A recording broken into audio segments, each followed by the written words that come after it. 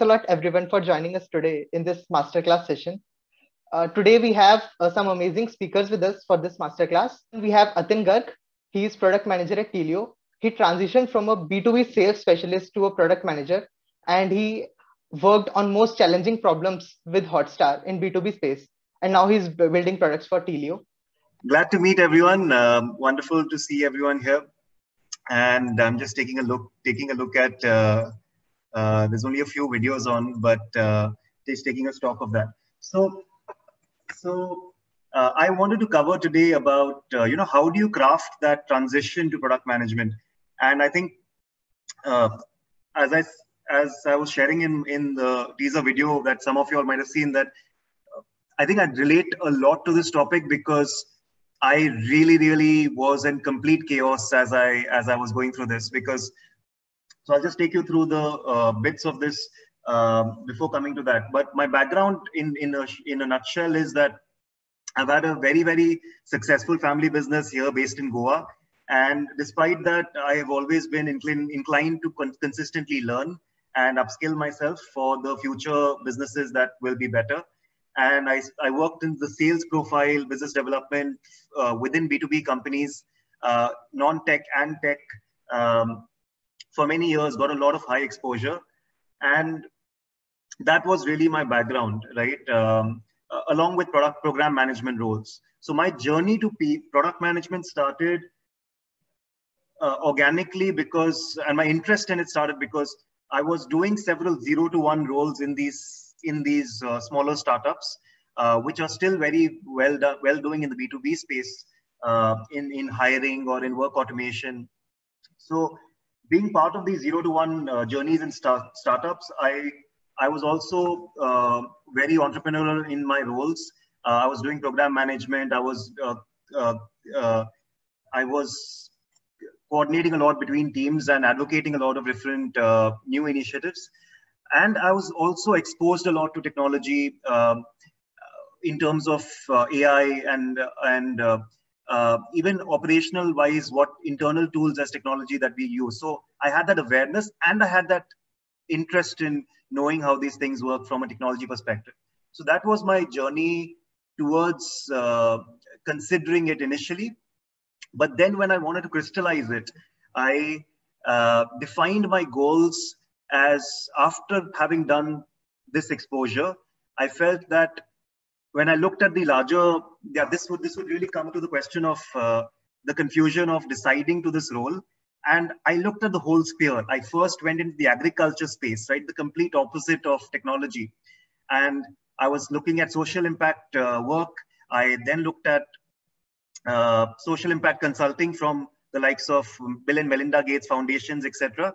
And during this 4-month journey, I figured that, okay, what is it I don't want? What is it I don't suit to? I did an internship in a dairy company. And it overall made me even clearer and clearer on what I personally feel more as longer term aligned to my goals. And I'll share about my goals in a bit, but this allowed me to come upon product management. And when I found this role, it seemed to connect all the strengths and all the things that I wanted to from a role perspective because of the journey, because of the background that I've had. And I felt that,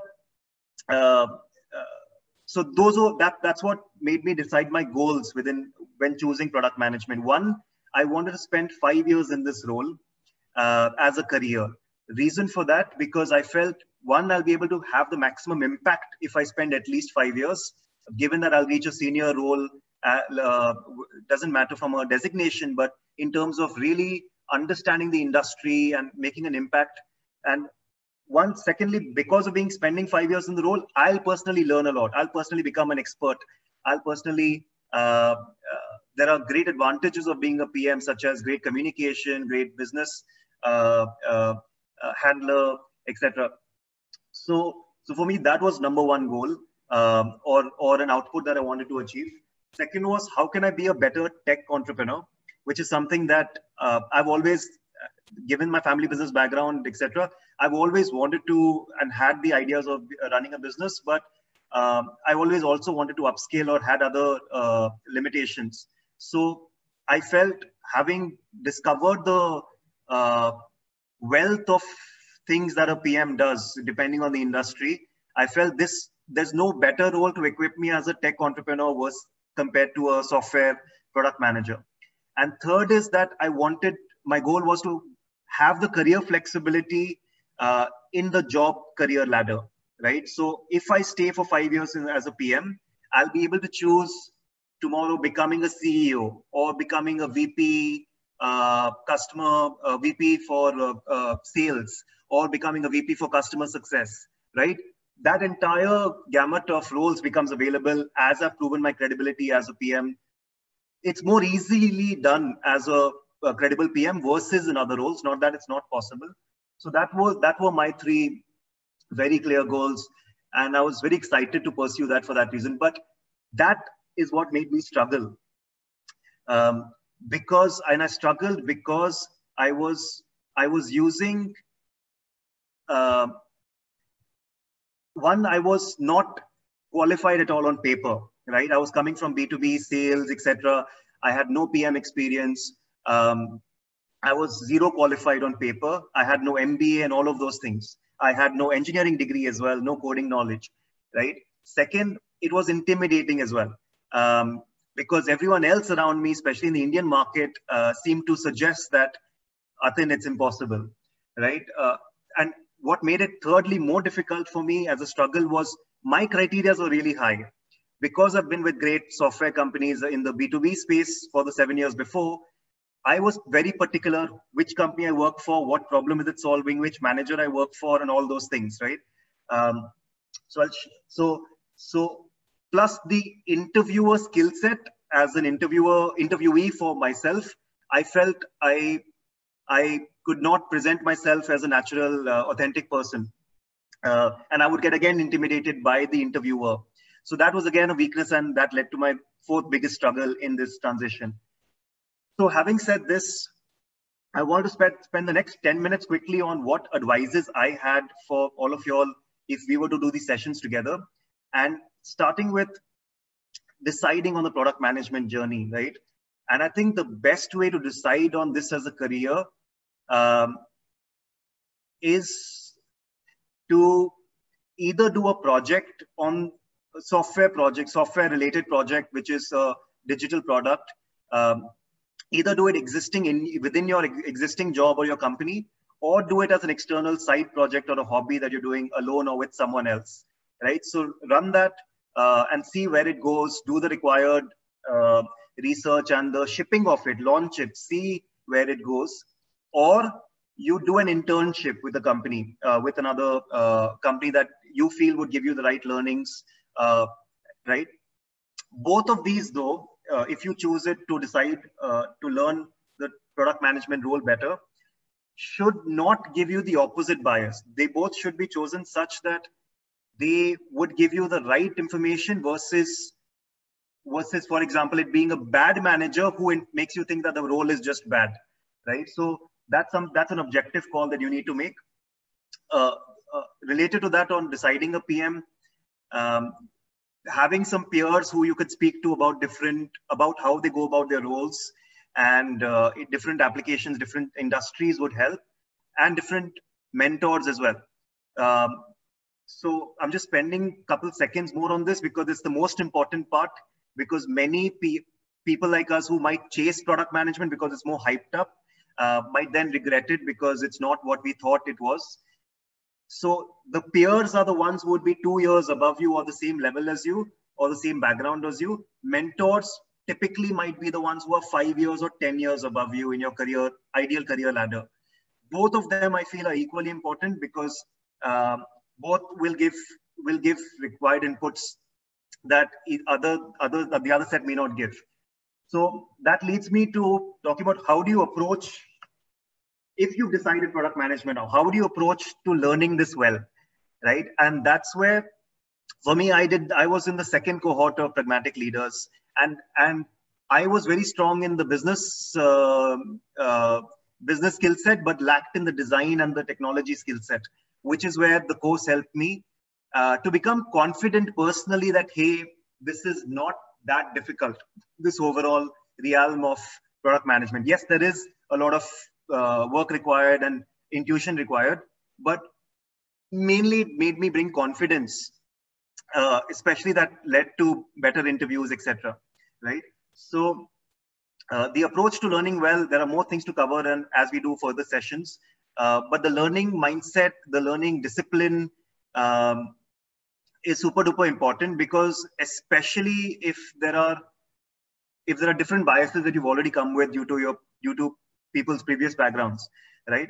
But what other factors might lead to learning well is a lot of soft skills as well, because product management is a lot about the softer skills versus the hard skills that like on the actual execution piece that get talked about. So right, so the other factors to learning well are how you judge yourself on communication, on leadership, on team synergies, etc. So so those are factors that will also help. And then I'll finally come into what's the strategy to transition, right? What's that plan of action that can help in the most actionable way for this? So number one would be, and I've done this twice, guys. Once when shifting from the B2B SaaS company to Hotstar, and then from Hotstar had a 3-month job searching break again to shift to a senior PM role. Now, so number one is what I started with. I had this very rigorous Excel sheet which showed me a portfolio of options, which means that, hey, what is my target industries and target roles that I want, but also within these target plan A option, what is the plan B, right?